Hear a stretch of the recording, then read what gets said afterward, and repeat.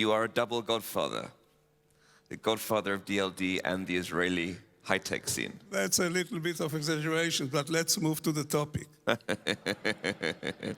secret to happiness. Before we get there, for those who don't know, the reason you're known as the godfather of the Israeli high-tech industry is in large part because of being the founder Of good PR. and being the founding chairman of ICQ, the first real internet messaging platform. At its peak, it had 100 million users. It sold to AOL for $400 million in 1998. And for anyone who doubts its ongoing reach, V1 of Tencent's instant messaging platform was called OICQ. That's true. And V2 was called? Pardon? What was V2 called? WeChat. Yeah. No, WeChat is a derivative of OICQ. So pretty amazing influence on the ongoing tech communications industry. You're also the godfather of DLD, along with Steffi and many other conferences. And so today, the real topic of the conversation, given these two worlds you've built, the Israeli tech scene and the DLD and other conferences. I didn't build it, you know. A lot of people really built it, you know, so don't give me this credit. It's not correct. Maybe created the platform. Yeah, whatever. But the question today is, how do we build a world that we want to live in? And what are the tips of the secrets to happiness along the way? Okay, before that, you know, I must, like always, I will come to it, but I want to make a few remarks.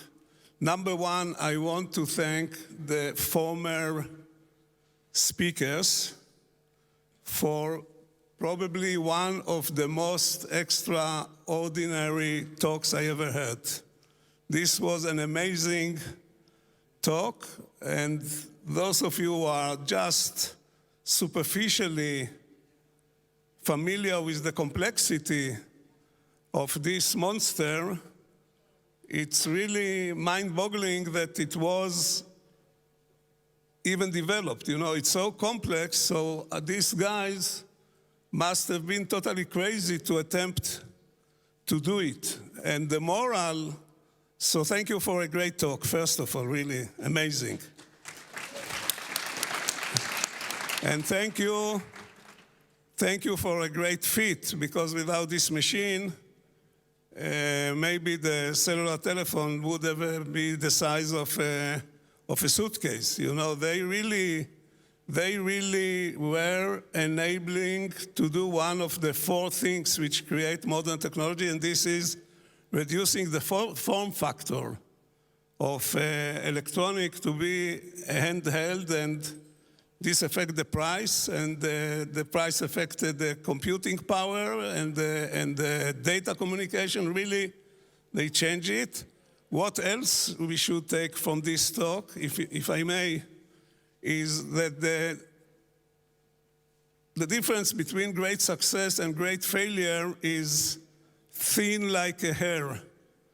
It's very thin, you know. It was enough that they wouldn't meet one of their specifications, or it was enough that they would fail one of the finance of rounds, and instead of being revered by everybody who understands technology, they would be considered as megalomaniacs in the best case and con people in the worst case, that they try to extract money to invest in something which is never will work. So really, kudu, and it's very inspirational. It was, and it will be in the history of technology. Thank you.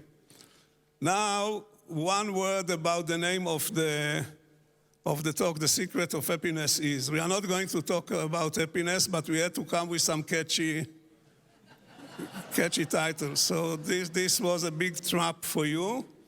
But the history of the phrase, all of you heard about the Oscar and the Emmy and the Gold Globe, and I don't know what other awards. But in the web industry, there is for 25 years an award which is called the Webby Award.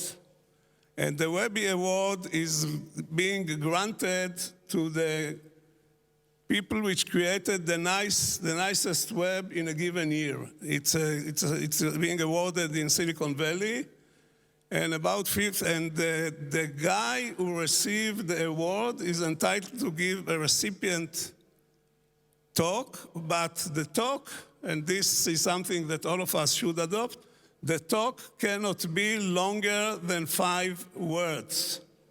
So at one of the years, the winner took the prize and said, "The secret to happiness is," and walked out of the stage. So that's the source, which reminds me the competition of Twitter, that somebody have done on Twitter, to write the shortest story in the world, which will include 3 sentiments. It should include religion, it should include suspension, and it should include sex. And the winner was a lady who wrote a whole story which combined all these 3 sentiments in 36 letters. She wrote, "Oh my God, I am pregnant, but from whom?" So you had religion, suspension, and sex. Okay, now we can go to the subject matter. Very good. Before that, I'm going to use all your time. I want to thank our host. Can you please stand up? Mr. Host, you. Yeah. Stand up. This gentleman, as probably you already heard, he owns this building, he designed it, he planned it. If you go around and you are amazed by the beauty and the imagination and the talent which is embedded here in the walls and everything, it is work. And I want to thank you for 2 reasons. Number 1, because you are entitled to, right? And number two, if I will flatter you enough, maybe you will give us the building next year. We got it next year? Good, thank you. All of you heard, we got it for next year. All of you are invited. So Yossi, I thought it was pretty interesting. You started with your observations about ASML and its incredible success. I think most people who are here at DLD, whether they're entrepreneurs, investors, artists, startup founders, politicians, regulators, Do we invite politicians? well, I think there are some, are in one way or another trying to build worlds, and the worlds that they build will influence the world that we all live in. Yeah. So when you look at a world like ASML and you hear that talk, what inspires you in particular about it, and what should the other business people and leaders be thinking about when they see a company like ASML that came through the valley of death? Good. First of all, I don't suggest to take ASML as a model because I don't think it's a reproducible model. I think this is one of these things which happen once every 100 years. Maybe I'm wrong. But it looked to me so complicated from technology point of view and so daring from a human perspective that I don't know how you find the people who are able to do it. I waited until we will be granted the right to ask question. I had a question, but you didn't give us ever the chance. My question, which I really will ask Martin later, was how was his childhood? What? No, I'm not joking. I'm not joking. What the hell were his aptitudes? What he was interested? What was his hobbies? How well he has done in school that he came out this kind of a human being who is willing to comprehend this kind of complexity, because at the end of the day, even if you use subcontractors, you have to have the pictures of the integration in your mind on the one hand, and on the other hand, I don't know now, everything should be politically correct, so you have to be careful, but I will say, where the hell he got these big ears that enable him to go into this kind of human endeavor, you know, to take this risk, to get behind him big corporations, to spend millions and millions of dollars and to wait for 10 years. Maybe his idea was, I will wait for 9 years, and if it doesn't work, I will run away to Hawaii. I don't know, but I'm very curious what the making of people which think so big. Maybe it should be a talk in one of our next DLDs. Well, Yossi, childhood is a big theme of yours. People often ask you, what is one of the secrets to the success of the Israeli startup scene? And you say Israeli mothers. So I have to ask you, what in your childhood made you Yossi Vardi? Israeli mothers. My mother, who didn't save any effort to explain to everybody she knows that I'm an idiot. Because she thought that if she will challenge me, I will try to prove that she is wrong. And that was the case. You know, all my childhood, I tried to convince her that I'm not an idiot. I was unable to do it. But no doubt that the environment that you get in your home influence whom you are going to be more than anything else. By the way, my mother, who finished maybe 8 years of study, many of you already heard it, in spite of this, she was very much interested in genetics. And she always told me, I will tell you why all your cousins are geniuses, and they are professors and doctors, and you are the only idiot in the family. She said, they are geniuses because they were not contaminated with the genes of your father. Well, we're not all blessed with such a supportive home environment to turn us into wonderful entrepreneurs. But luckily, there are some axioms that you have established that we talked about, which I think can help you build a great world and maybe find some happiness along the way. The first, which I really loved your phrasing of, is no matter the cost, get rid of the assholes. Yeah, that's true. That's true. You should tell them the story. Why should I?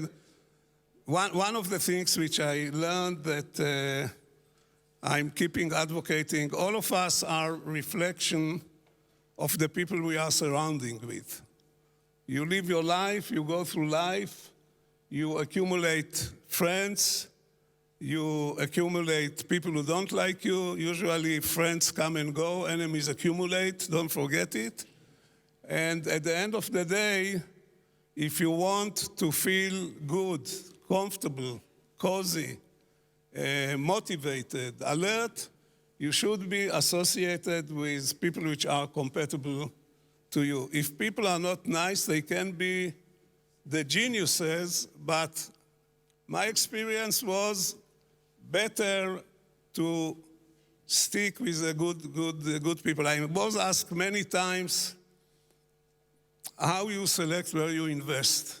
I invested in my career in probably 120 different companies or situations, and I don't know how to call it with you exactly. And there is the question how you select where to invest. And in the beginning of my career, I had a feeling that ideas are overrated. As I got older and older, I realized that ideas are not important. You can take a great idea and ruin it, and you can take a moderate idea and execute it beautifully, and then you conquer the world. You know, you have McDonald's and you have millions of other kinds of restaurants, but something about the execution, it's not, I can tell you, it's not about the taste. Forget about it. It's about the execution. It's about to know how to do the location, how to do the process, how to treat the customers. So when I invested, I looked for 4 things. Number 1, talent. Talent is the most important thing. Talent wins easily over any other thing. Talent is the scarcest resource in the world. And after I funded these 4 Israeli kids which created ICQ, I spent 3 years trying to understand why millions of people gravitated to use the product without us doing any effort. And all of it was because one of the four was a genius in user experience. Many people can build buildings, but very few, if at all, will be able to replicate something of this like building. Another flattering, for next year. Don't forget it, take note. So talent is number one, but talent is not enough. Talent gives you the advantage, but it's necessary and not sufficient. The second thing you need, as I said, you need people to be nice, collaborative, and able to work together. Again, taking the ASML machine, without people willing to work together, without the genius of the management which empowered the people to work together, you cannot create major companies. So people have to be nice, and we can talk about management style, but we have a lot of management schools which are doing it, so we will ignore this one. The third one, you need the people to be driven. You need to want to prove it's not to their mothers. The most motivating creature in the family cell is the mother-in-law. The one person you cannot afford to disappoint is your mother-in-law. You cannot be in a situation that you will tell her, I wasted all the college education of your grandsons on trying to do this startup. Not acceptable. You are going to lose your mother-in-law and the wife. So you need the people to be motivated and to be willing to sacrifice in order to make the company successful. And forget about the idea that the prime motivation is financial. Yes, people are doing startup, and they want to do an exit, and exit is very nice and very helpful from personal experience. I can tell you just one dimension of many. You make a good exit, immediately you are becoming, instead of weird, crazy guy, you are becoming eccentric. And this is the benefit of doing a great exit. The main motivation is the feeling of accomplishment, that a guy can stand tall, look on the product, and say, what a wonderful product, okay? So you need the people to be motivated. These are the three, and the fourth one, which I will add, is curiosity. I think that curiosity is an empowering property that if you are curious, and this you can see already when the kid is 5 years old. You can see if he's a curious or not one. A curious kid will stick his finger into the electricity to see if it works or not, and he will gain a lot of knowledge. I have a good friend, Dan Dubno, that some of us know, and he told me that his father used to tell him, until you burn one room of your home, you don't know chemistry. And he said, and I burned one room in my home, and I asked him, and what your father said? He said, my father was very happy, because when he was a kid, he burned the whole house. So these are the four. So get your matches out, your lighters out. The secret to happiness is within grasp. Thank you, Yossi Vardi. Sure.